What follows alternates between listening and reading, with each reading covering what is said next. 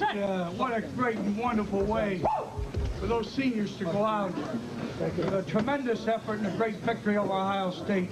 Yeah. I'm as proud of this team as any team I've ever coached. I have greater respect for this team than almost any I've ever been associated with. You've been a wonderful group. You deserved this great win today, and you got it, and you earned it, and I'm so proud of you. I take my hat off to you. You're great. Every single one of you are great. Don't spoil it. You're all great.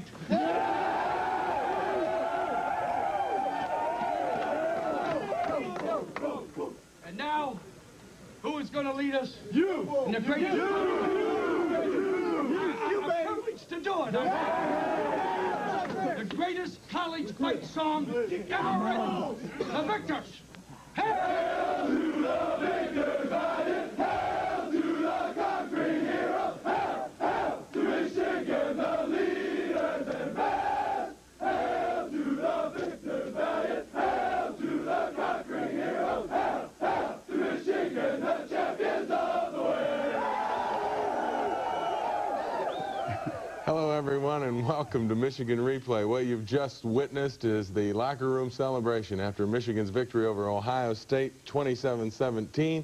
Aren't many people get in that locker room and see that kind of celebration, and I would say you were rather enthusiastic about that victory. Well, I have been all year about this team, Jim, and that kind of capped the season by winning the big one, and it's a tremendous tribute to the team and the leadership of the team by the seniors. You know, we're all very proud of them. It was a more open Michigan-Ohio State game than I think I've seen in a while. Was there any reason for that because of the kids, the skilled players? Well, I think both teams have an offense that you know, passes quite frequently. We didn't pass probably as often as they did, but we did a little better job moving the ball on the ground than they did. I'll tell you one thing, the defense continued its amazing play, coming up with big plays again. Well, they did, and of course we put them in a bad spot there by turning the ball over early, but other than that, I thought the defense played tremendously again. This is the big play, the interception by Ivan Hicks early in the game. They tried to throw deep, and we were back in the zones there and jumped on the pass and intercepted it. They had gone short a couple times prior to that, but when they did go deep, you had their people covered. Right. All except for the one play. We come back, and Jim scrambles around here and makes a fine play and gets the ball to John Colasar at about the 30-yard line. We didn't move the ball real well early, particularly on the ground. This is a 3rd down 3 situation. Jim fakes the pitch to the other side, comes back and hits Caddis for a 1st down at about the 23-yard line. You said it last week. He is getting to be a great tight end. He's the best tight end in the country, Jim. There's none I've seen that are better than that. This drive stalled, and then Pat Moons kicked the field goal, and we go on top 3-0.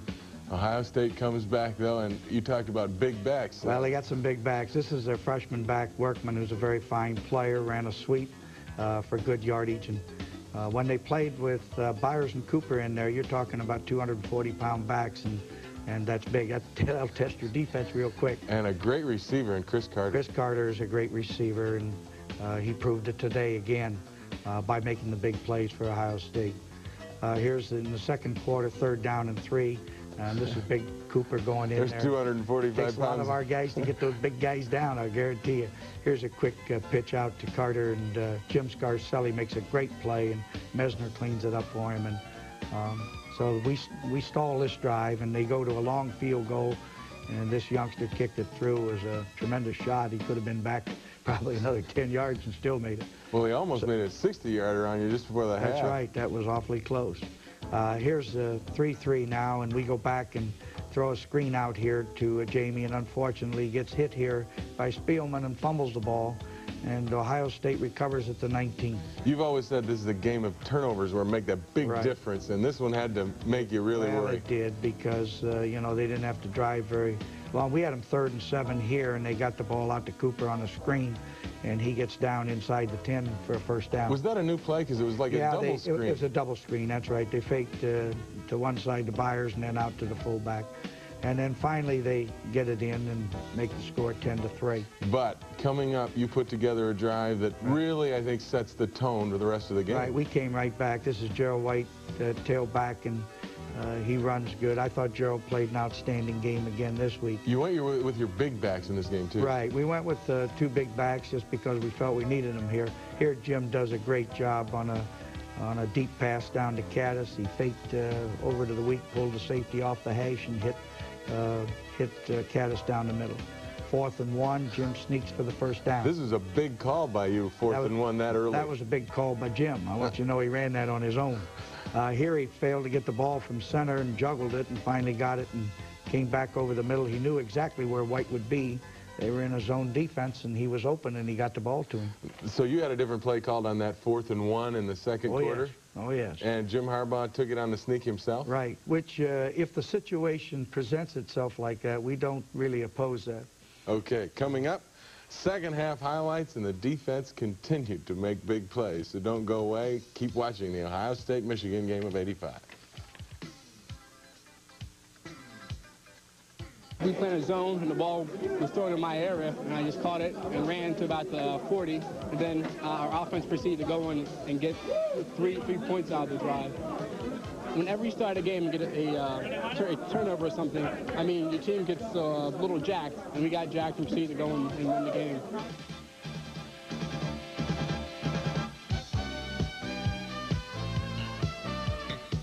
We got him wrong coverage. We got a right pass during a blitz. I took an outside release on him, went over top, and Jim threw a perfect ball. I mean, half the effort goes to Jim part. He just threw it right on the money, right in stride. So just threw a little move to the outside and outran him to the end zone. I was on cloud 9 the whole time. When I came in as a freshman, I had a hard time. I was running back. When I moved to receiver, Jokisch helped me a lot. Bonnie Johnson, all the seniors did a hell of a job. Helped me through the whole thing. And if I messed up, they said, "Don't worry about it. Everything will come out," and it has. John Colasar, a delighted youngster, and you saw the play. And in a game of big plays, that one was gigantic. Well, it was because they had scored, and it was a 2nd down and 7. And we went to that pass, and of course they blitzed and played man coverage. And if Jim has a chance to get the ball away, receivers can go deep. So we got the big play. You talk about that being a big play, but really the big play was the opening drive of the second half. Right. Well, that was very important, Jim, because you received the football and just take it all the way down for a field goal. Right. We moved it down for a field goal, and that was real important. Jim goes back to pass here and hits Eric Caddis over the middle. Eric made a great cut on this to get away from the linebacker, and that was a big play. We're running the ball pretty well here. Here's Bob Perriman, a strong runner, picking up good yardage. And see, when he's running the ball, we have Gerald White, who's a big, good blocker on the other side. So those two backs can go either way on that. And here they are helping each other again. Right. And one of them's a lead back when the other one's carrying the ball most of the time. We had to settle for a field goal here, and Pat Moons kicks it through, and we break on top. Now that's an important field goal right there. There's no question about it. The other thing that was important is you go on top 13-10, but then they only get 3 plays, and then you get the football back. Right. And then another big drive. Right. And then we move the ball again. Well, that's important. The second half went the way you wanted, right? That's right. This time it's Perriman again breaking outside on the play, picking up good yardage. Here's on a dive play. You see a block by Perriman on the other side as White goes up the middle for a good yardage. Did you think the strategy was going to work this way, where you were getting stuff through the middle with those big backs? Well, I thought, we should be able to do that. Here, Jim does a great job on an outcut here to Colasar. 2 outcuts in this drive were very, very important because they were both 3rd down plays. Here's the other one on a 3rd and 9. Comes back and hits Colasar again. Now, John's doing a good job of keeping that defensive back deep. He knows he got speed, and so he gives him a cushion, and we're able to hit underneath him. Jim does a great job here. We're rolling out, and Caddis goes to the back of the end zone, and he sees him there and hits him for a touchdown. You've been saying a lot. Jim did a great job. He really has done an outstanding job of the last 3-4 games. The last 3 particularly, but the entire season long. He just keeps getting better and better, and, we've been real pleased with the way he's come along. They come right back and hit Carter over the middle on a big play on 1st down. This is the first play after the kickoff. And Carter got open in the middle, and they hit him for a big play. Here they hit big Byers over the middle. You notice the entire team has to get after him to get him down. He is not a small back. He's a big, powerful back with speed. So they go back to pass again. We had him sacked here and almost going down, and he hit the tight end over the middle for a first down to keep their drive alive. 3rd down and 12. He goes back to pass again, gets some pressure here, and finally gets sacked by Mesner. And it's 4th down and 15. Now, at that point, I'm sure you felt fairly comfortable. No, I never feel comfortable when they're running a play. But anyway, they go back, they fake weak here and go back to throw, and he puts the ball up in the air, and I don't think we played it very well. And but Carter made a great leap for it and got the ball, and they're back in the game. And now we get to the other play, which is John Colasar's touchdown. Tell us about it. All right, here's, you can see the play here. We missed the blitz. C7 coming on Jim here. He knew he'd have to take a hit, but he made sure he got the ball out there. John ran a great post route on the cornerback and got open, and once he's in the open, there aren't too many guys that are going to catch him. They sometimes, I think, underestimate his speed. Did Jim go to Colasar because he recognized the blitz? He recognized the blitz. He knew it was man coverage, and he saw, you know, the post cut coming open. But we didn't have anybody on the strong safety who was blitzing, so he had to take a hit while he did that. Here, sacked the quarterback, and he fumbles the ball, and we recover. And so now the game is starting to go our way, Jim, but we had to have that big play to get back in there to And the defense, control. though, all season long, it just never stopped coming. That's right. And that's the way they did in this game. They played here. Jim Scarcelli, who had a great year, coming here with a big sack. You notice he got his arm here. He fumbled the ball, and Mesner recovered. That's a 4th down play anyway. So it's our football there, and we drove it down and ate up the clock. So it's 27-17. Michigan beats Ohio State. It's a big win anytime you beat Ohio State. Jim, it is the biggest win. That is a big game, and our team came to play, and I'm very proud of them. It was a great win for Michigan. Talk about this team. These kids just probably did more than you can imagine this year, didn't they? Well, they made up their minds they were going to, you know, they were going to have a darn good ball club, had great leadership, and the seniors played as well as any senior group I've ever had. And it was fun working with them. It was a great year. You know, really, I'm sorry the season's over. We got one more game, but I wish we could go next week and next week because it was fun. You have had fun this year. I think maybe you're as mellow as I've seen you through a season. After last year, 6-6, let's face it, you weren't a lot of fun. It's not, mellow is winning. That makes the difference? When you win, you can get real mellow. All right, we've got a great feature coming up. It's about the big backs that run for the University of Michigan. Stay with us.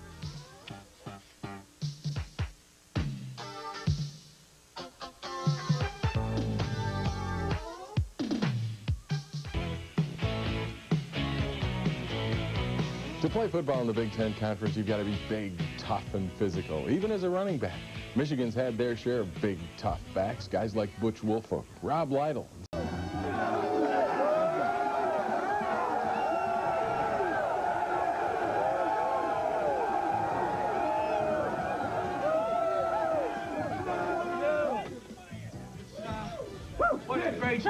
What a great and wonderful way. The leaders and bands, hail to the victor valiant, hail to the conquering heroes, hail, hail to Michigan, the champions of the way. Hello, everyone, and welcome to Michigan Replay. And I'm so proud of you. I take my hat off to you. You're great. Every single one of you are great. Don't spoil it. You're all great.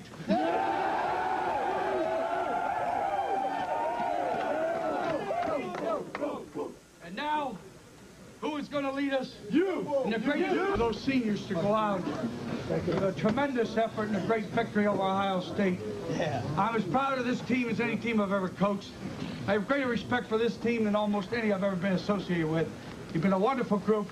You deserved this great win today, and you got it, and you earned it. I'm privileged to do it. The greatest college fight song ever written. The victors. Hail to the victors!